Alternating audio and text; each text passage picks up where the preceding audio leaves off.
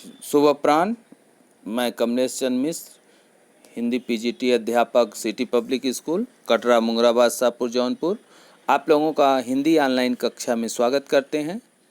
आज आप लोगों को हम कक्षा 9 के क्षितिज के गद्य खंड से प्रेमचंद के फटे जूते पाठ पढ़ाने जा रहे हैं। यह पाठ हरिशंकर परसाई जी ने लिखा है।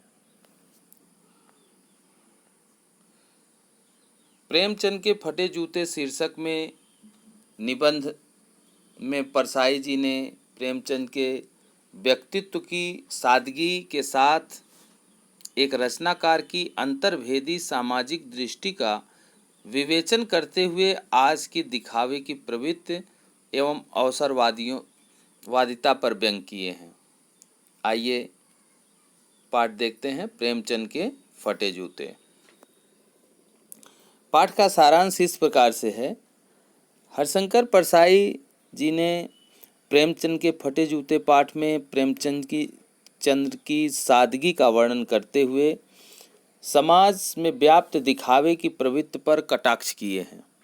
लेखक प्रेमचंद और उनकी पत्नी का फोटो देखकर सोचता है कि यदि प्रेमचंद की फोटो खींचने की पोशाक, सिर पर मोटे कपड़े की टोपी, कुर्ता, धोती, कैनवस के जूते और बाएं जूते के में बड़े से छेद में से अंगुली बाहर निकली हुई है, तो उनकी आम पहनने की पोशाक कैसी होगी।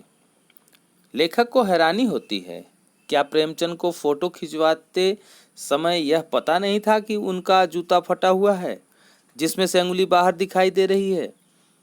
उन्हें इस पर लज्जा नहीं आई, संकोच नहीं हुआ। वे यदि धोती को जरा सा नीचे खींच लेते तो अंगुली ढक सकती थी। फोटो खिंचवाते समय इनके चेहरे पर बेपरवाही और बहुत विश्वास दिखाई देता है। इनके चेहरे पर एक अधूरी मुस्कान है जो किसी का उपहास करती प्रतीत हो रही है। लेखक सोचता है कि यह कैसा आदमी है जो फटे हुए जूते पहनकर फोटो खिंचवा रहा है और किसी पर हंस भी रहा है। इसे ठीक जूते पहनकर फोटो खिंचवानी चाहिए थी। लगता है कि पत्नी के आग्रह पर जैसा था वह वैसे ही फोटो खिंचवाने चल पड़ा। उसे इस बात का दुख है कि इस आदमी के पास फोटो खिंचवाने के लिए भी अच्छा सा जूता नहीं है। उसे लगता है प्रेमचंद फोटो का महत्व नहीं समझते हैं, नहीं तो किसी से जूते मांगकर ही फोटो खिंचवाते। लोग मांग के कोर्ट से तो शादी में जाते हैं और मांगकर ही मोटर से बारात भी निकालते हैं। प्रेमचंद के समय में टोपी 8 आने में है और जूते 5 रुपए मिल जाते होंगे। अब तो एक जूते की कीमत में 2500 टोपियां आ जाती हैं। प्रेमचंद जैसे कथाकार, महान उपन्यास सम्राट, युग प्रवर्तक को फोटो में फटे हुए जूते पहने देखकर लेखक बहुत दुखी होता है। लेखक का अपना जूता भी कोई खास अच्छा नहीं है। वह ऊपर से अच्छा है परंतु उसके अंगूठे के नीचे तला घिसा हुआ है। प्रेमचंद के जूते से अंगुली बाहर निकली हुई है परंतु लेखक का पंजा नीचे से घिस रहा है। उसे अपनी अंगुली के ढके होने का लाभ यह है कि उसके जूते के फटे हुए तले का किसी को पता नहीं चलता होगा क्योंकि वह पर्दे में है। प्रेम का फटा जूता ठाठ से पहनते हैं पर लेखक को ऐसा करने में थोड़ा भी संकोच का अनुभव नहीं होता है। वह आजीवन ऐसा फोटो नहीं खिंचवाएंगे। प्रेमचंद की मुस्कान उसे चुभती हुई प्रतीत हो रही है। लेखक सोचता है कि इस मुस्कान का अर्थ यह तो नहीं है कि होरी का गोदान हो गया, अर्थात पूस की रात में सूअर हल्कू का खेत तो नहीं चर गए। डॉक्टर के न आने से सुजान भगत का लड़का मर गया। उसे लगता है कि जब माधव औरत के कफन के चंदे से शराब पी गया तो उस समय की मुस्कान तो नहीं है।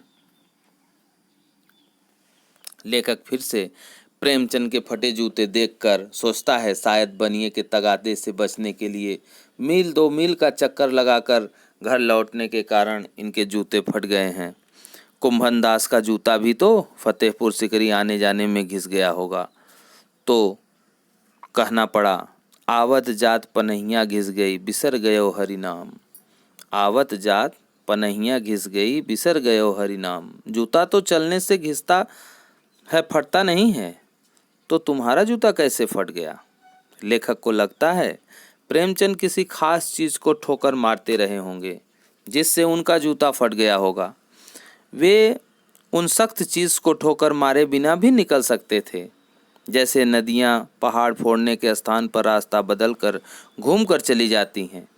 प्रेमचंद समझौतावादी नहीं थे, इसलिए उनके पाँव की अंगुलियां उस ओर संकेत करती हुई मुझे लग रही हैं जो कि घृणित है। उसकी ओर हाथ की नहीं, पाँव की अंगुलियों से तुम इशारा करते हो। वास्तव में तुम उन पर हंसते हो जो उंगली छिपाते हैं और तलुआ घिसते हैं, वे तो समझौतावादी हैं। प्रेमचंद ने तो अंगुली जूते को फाड़कर बाहर निकल आई है, पर पाँव तो सेब बचा है। परंतु जो तलवे घिस रहे हैं उनका तो पाँव ही घिस जाएगा, वे कैसे चलेंगे। लेखक प्रेमचंद जी के फटे जूते और अंगुली के इशारे को समझ रहा है और उनकी व्यंग भरी मुस्कान का अर्थ भी महसूस कर रहा है। इस प्रकार से यह पाठ समाप्त हुआ।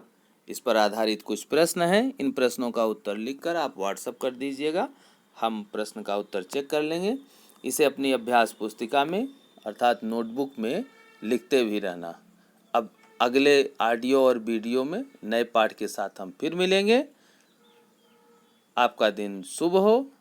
धन्यवाद।